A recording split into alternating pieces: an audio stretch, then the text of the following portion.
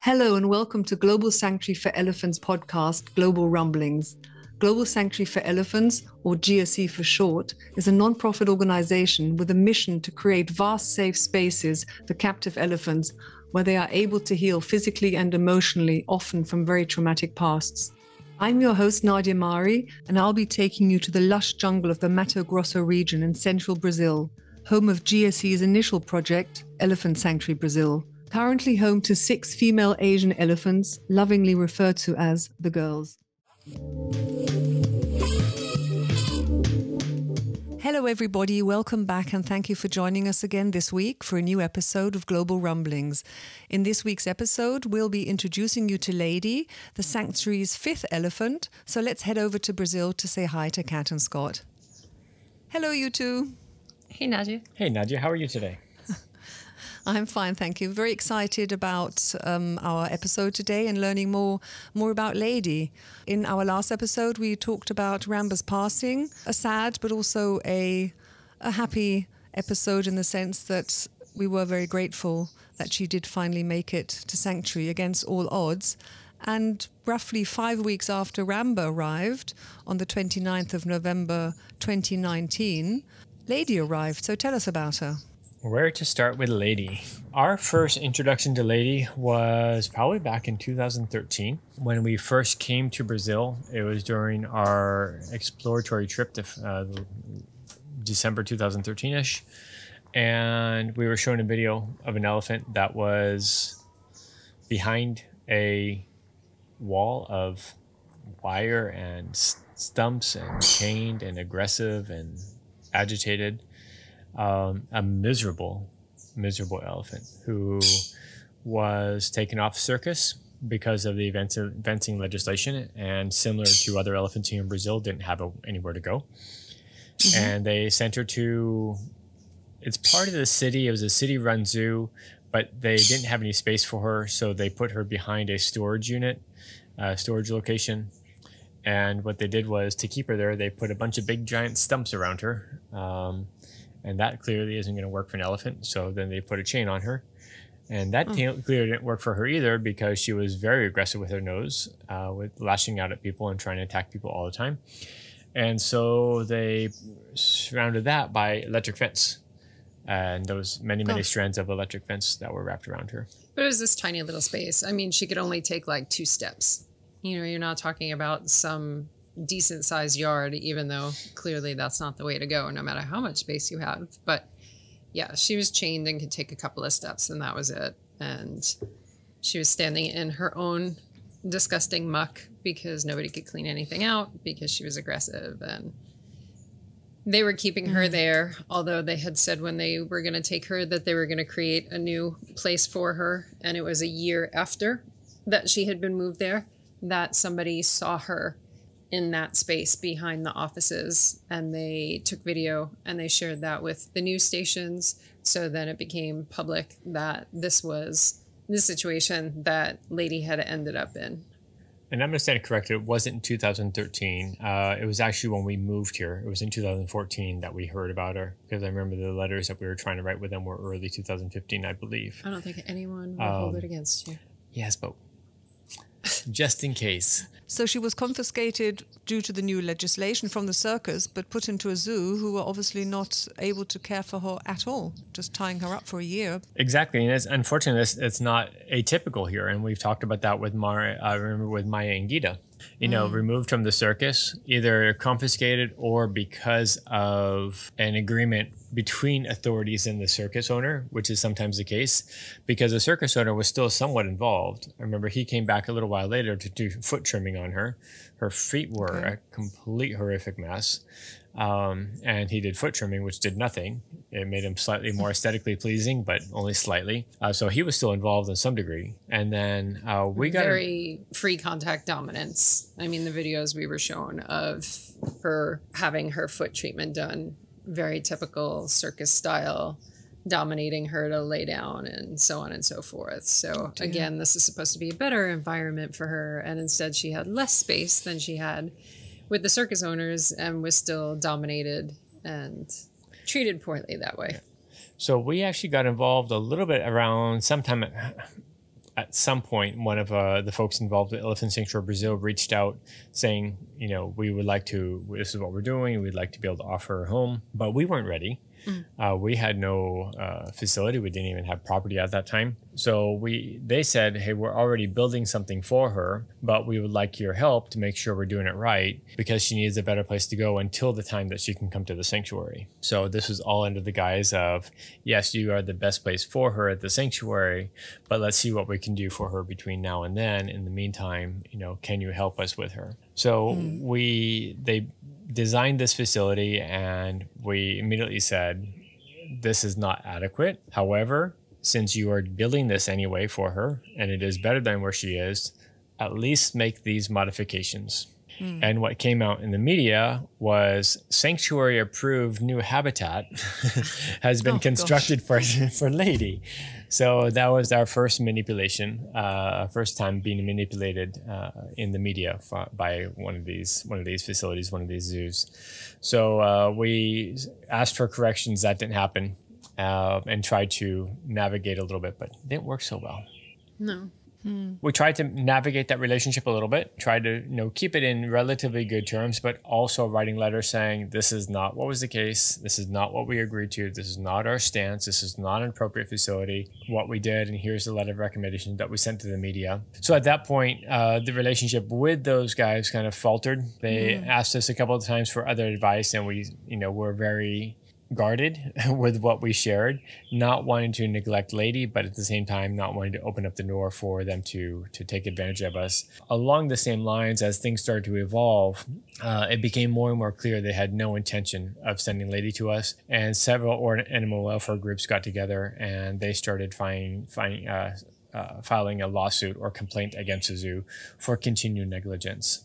Okay. At some point, I don't remember what year it was. It must have been the year before she came here. They asked us to get involved with an investigation, and they have this thing called a pericia. A pericia is a person who is authorized by the government to do inspections, in this case, inspection for animal welfare. And one of the most fascinating things is they actually base this not on the standard of zoos or standard of captivity.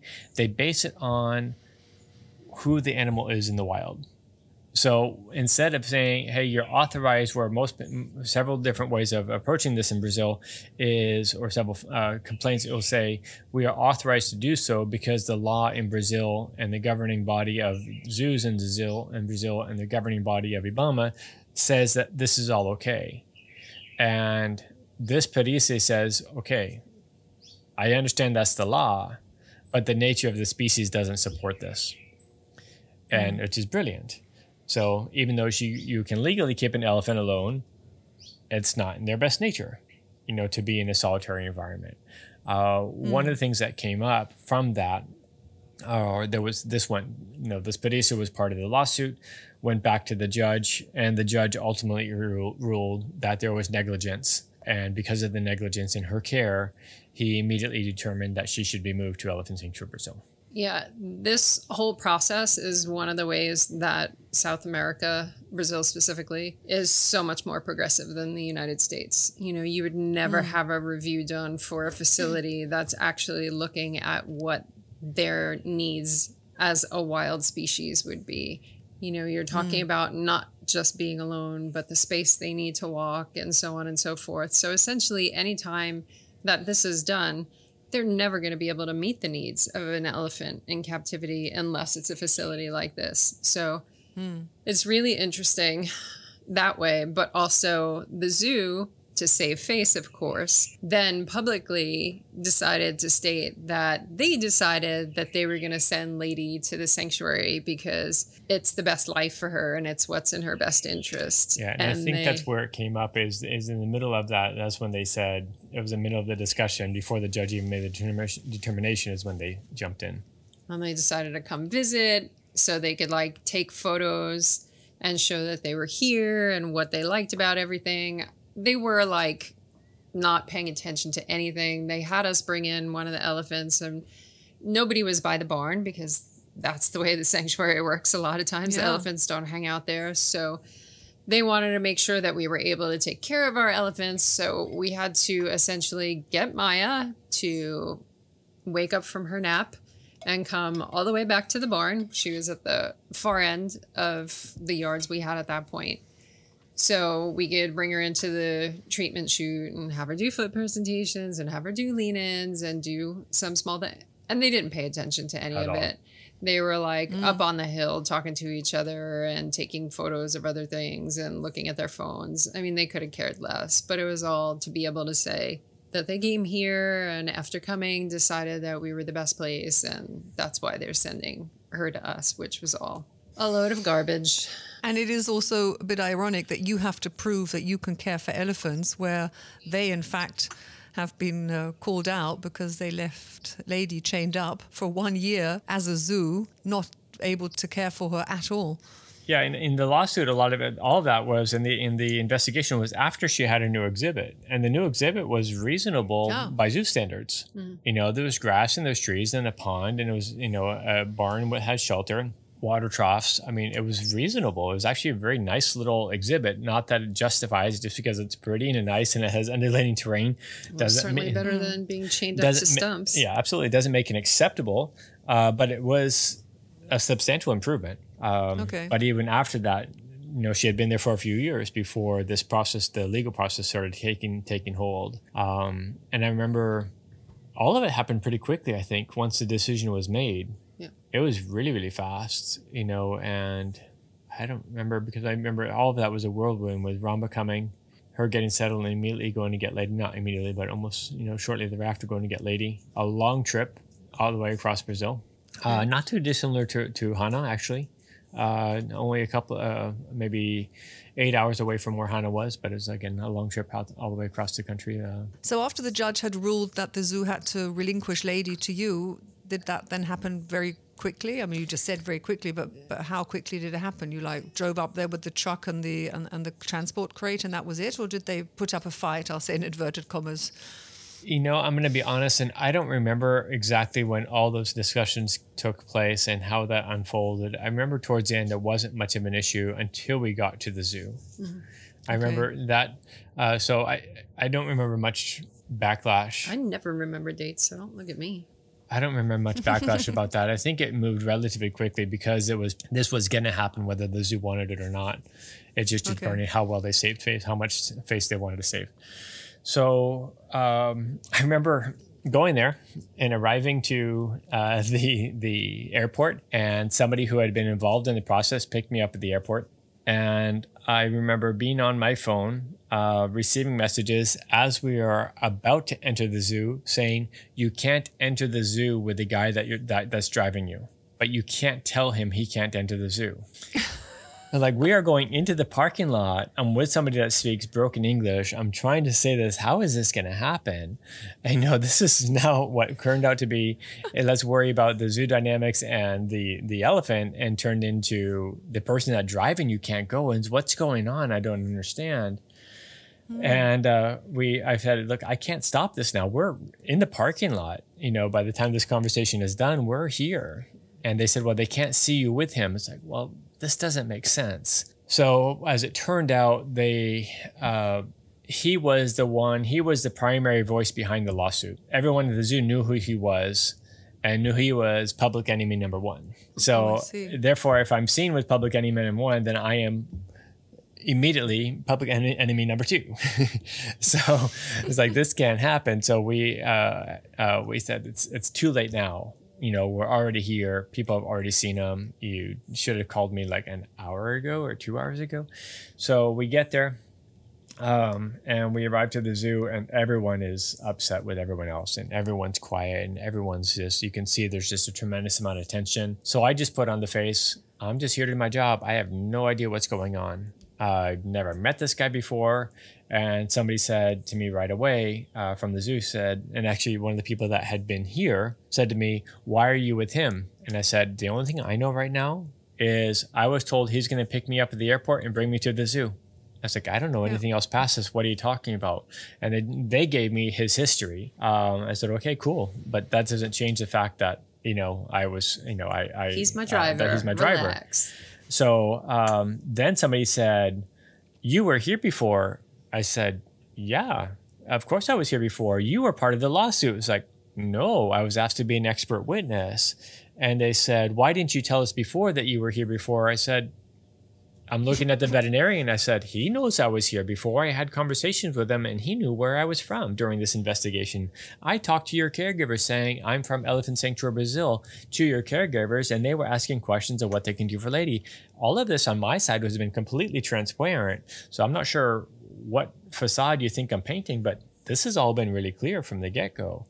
And then the veterinarian did step in and said, yeah, of course we knew he was here before. And then they got upset with each other because why didn't you tell us that he was involved? Because then we could have stopped the lawsuit, because it's like, holy cow, this is all done. Let's move forward with Lady. Gosh. So that was the start of that. Drama. So we eventually go down to Lady and arrive, and all the caregivers are cold as ice. They are stone cold, not responsive at all, not communicative. Which isn't abnormal. I mean, people know that you're coming essentially in their heads to take their elephant away, and who's going to be happy about that? So then we kind of open up the door and say, hey, I know this is difficult. We know you love Lady, but you're not able to provide for her the way that we can.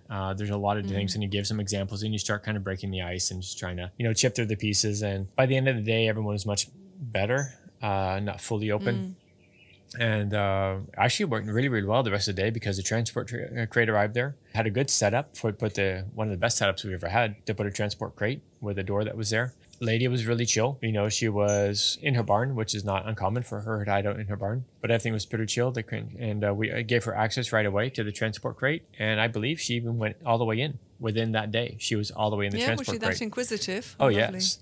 That's truly her nature. Yes, pulling straps into her container, playing with straps. Yeah, Again, it's these elephants have nothing in these environments and in their habitats, and you give them one new thing, even though it's just a big silver box, and in her case, with a bunch of straps, it's still so exciting considering what their lives are like. So most of them want to know what it is, want to touch it, put it on their tongue, do whatever with it. But yeah, so overall, it was good. I think the caregivers enjoyed watching her.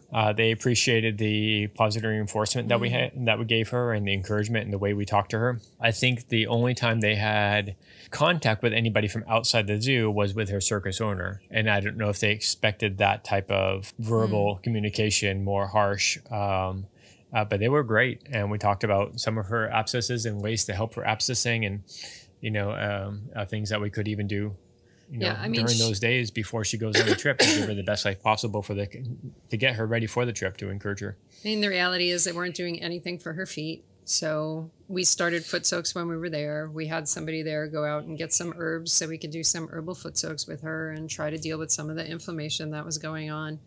She had an old abscess on her face that she had had forever, that they actually thought was her gland. Her temporal gland is a little bit up and to the right when you look at her, but that's what they thought it was. So I had to talk about that. They've never treated it because it's her temporal gland drainage, even though there's pus coming out of an abscess in her face. But what's encouraging during that was the community that ended up being developed with the zoo and the zoo caregivers. And the zoo caregivers were great. And several of them, and interns, was like, what herbs do you need? I have this contact. My mom does this. My mom does that. And they started finding herbs and everything that we needed to be able to do the foot soaks. So they got really excited about being able to help her out for a couple of days. And it wasn't just about us taking an elephant away. So the end of the first day, everything was really positive. We wanted to stay a little bit longer. It's getting close to 5 o'clock, and there's some security guards down there, and they say, no, at 5 o'clock, you guys have to go. Like, out the door at 5 o'clock. I said, can't we stay later? I said, no one's here. I said, we can go out the back entrance. There's no blockage on the back entrance. They said, no, 5 o'clock, you have to go. You cannot be in this part of the zoo at 5 o'clock. I'm like, okay, this is really unusual, because normally we have some flexibility. And what we ended up realizing is, because we were a little bit after 5 o'clock, because we were trying to be there for Lady for a few more minutes, and there was a lot of pressure, and the security guards were much more aggressive with us at that point. And as we were leaving, then we understood that that part of the zoo is actually gang territory at night. It is not the main part of the zoo. The main part of the zoo is up a trail up the hill. And there's different gates, there's different security up the hill, and that's the zoo. This was an area that was part of a park, and this park has a lake and fishing and little trails, and that is gang territory. And we saw throughout the day, people were coming across this culvert, walking across this drain pipe, I guess, which is a pretty big span, probably a 40-meter span with this drain pipe, and they'd walk across the pipe to be able to come and show up at the back of Lady. It's like, where did you come from? I thought the zoo was the other side, and that's when all of this started making more sense, that Lady is on her own at night. There's not a security guard, there's nobody. So come nighttime, there's nobody there for Lady. And they tell you can't even leave anything there. You can't leave a rope, you can't leave an extension cord, because all these people come down the hill and come into that property, and they'll take anything you leave behind. And I left a small rope that I had put up for a people barrier, and it was gone the next morning. It's a teeny little rope, 20-meter, 30-meter rope. It was gone.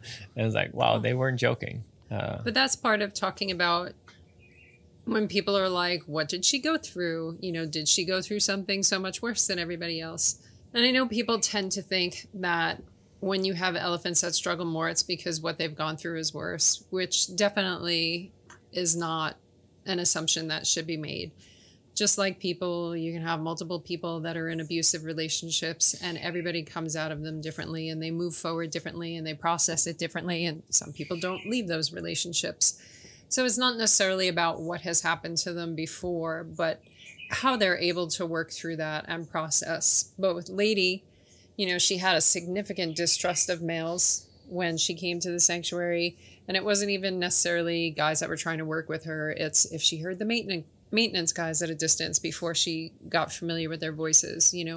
Anytime we had a delivery person, like a hay delivery, and it was a strange male voice, she was clearly uncomfortable. And she was generally better with women initially, as far as opening up and feeling safer. But, you don't know what happened to her during those evenings, because you do know that those people were down there, and you have no idea what was done to her, what was done around her, what she's seen happen, so on and so forth. So we saw in the container, we saw outside of the container, the transport container, we saw in her enclosure with people that had been around her. She was very quick to slam her head against things. She didn't try to hurt. She didn't try to grab. She would slam her head. She really couldn't grab. So I think that's part of why that was developed, because she didn't, there's no way she could, most of the time, she wouldn't know where to get people. But she was very quick to put on a big display of force. And that even makes more sense when you talk about, her being alone at night and trying to intimidate people away, people that may be invading her space. Yeah, scary. Yeah, she had a really weird scenario going on. Between where she initially was, chained up, and then even in that new area with all the stuff that was going on at night. It's just not an ideal situation at all, and probably part of her issue with humans, although, as most people know, she also has trust issues with elephants. So end of the first day is good. Second day, I arrive at the zoo. I'm feeling pretty good arriving at the zoo, because we had a lot of progress with the relations that we had developed with the team. And I walked down to the elephant enclosure, and everyone is stone cold once again. Oh, no. Like, what happened? And I honestly don't know if this is the second day or the third day, but it was. This in one that was my time fault. frame. That's why I'm laughing. I was like, what the hell happened? And they said, here you are trying to befriend us, and at the same time you're trying to befriend us and trying to work together, you slam us in social media. And for clarity, I in no way, shape, or form have ever on social media, and I say I because at the time there was like 3 of us working, for the organization, so I was doing social media. We never said even like 1/60th of all of the things we could have said about the zoo and what was going on at the zoo, and the lack of experience, the lack of care, all of that. We never used negligence. We never used anything. Yeah, we're not stupid. If we do that, it makes everything much more difficult you know, they agreed publicly to send her to us, although the judge was going to make them anyway. So you want to try to keep things as peaceful as possible. So we don't talk that way. And it was some like... I know exactly what it was. I'm sure you do. I certainly don't. And it actually got fixed on GSEs, but... Oh, that's right. It didn't get so fixed. So what happened was they talked about the negligence and the abuse in the circus, but it was written zoo. And so in the social media post, it said the the abuse and the negligence from the circuit, from the zoo.